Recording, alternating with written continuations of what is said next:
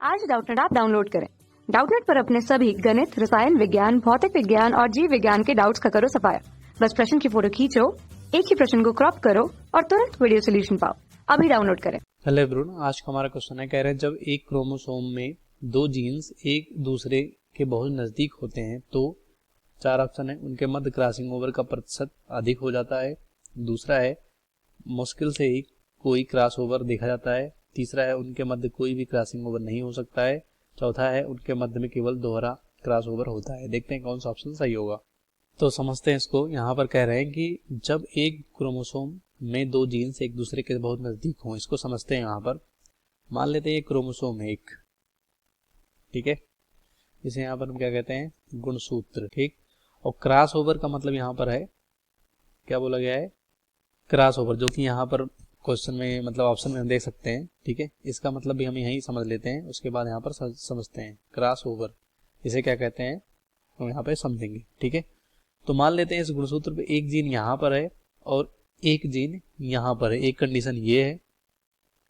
दूसरा क्रोमोसोम लेते हैं, यहाँ पर ये दूसरा है, ठीक है। और दूसरे क्रोमोसोम में एक जीन यहाँ पर है और एक जीन यहाँ पर है। तो हमारा जो कंडीशन है कि एक क्रोमोसोम गुणसूत्र है, उस पर दो जीन्स एक दूसरे के बहुत नजदीक हैं, तो हमारा कंडीशन ये वाला है, ठीक है।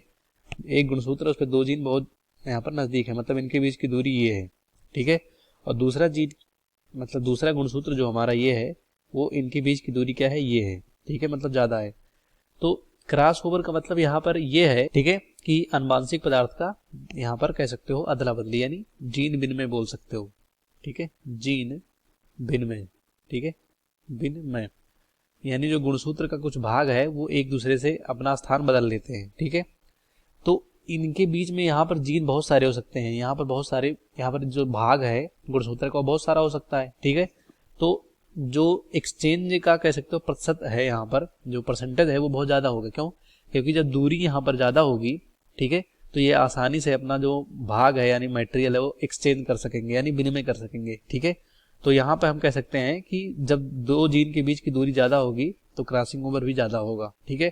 और यहाँ पे कंडीशन ये है कि जब दो जीन के बीच की दूरी कम है तो इनके बीच में जो कह सकते हो विनिमय वाला भाग है गुणसूत्र का वो कम है, तो यहाँ पर विनिमय का जो चांसेस है वो बहुत कम होगा। तो हम कह सकते हैं, यहाँ पर एक फॉर्मूला लिख सकते हैं, ठीक है, कि जीन विनिमय क्या होगा, जीन विनिमय, ठीक है, जीन विनिमय, ठीक है, यहाँ पर वो समानुपाती होता है किसके, यानी समानुपाती होता है दूरी के। जितना दूरी रहेगा मतलब एक लिमिट तक जितना दूरी रहेगा उतना जीन विनिमय होगा, यानी क्रॉसिंग ओवर होगा, ठीक है। देखते हैं कौन सा ऑप्शन सही होगा।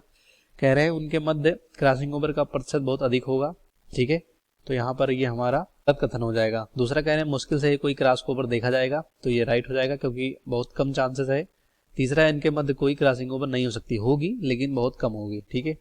तीसरा है उनके मध्य में केवल दोहरा क्रॉस ओवर होगा, तो दोहरा कब होगा, जब दूरी बहुत ज्यादा रहेगी। इस क्वेश्चन का राइट ऑप्शन सेकंड होगा, फर्स्ट थर्ड फोर्थ गलत हो जाएगा। कक्षा 6 से 12वीं से लेकर नीट, IIT, JEE वो एडवांस के लेवल तक 1 करोड़ से ज्यादा छात्रों का भरोसा। आज ही डाउनलोड करें डाउटनेट ऐप या व्हाट्सएप करें अपने सारे डाउट्स 8400 400 400 पर।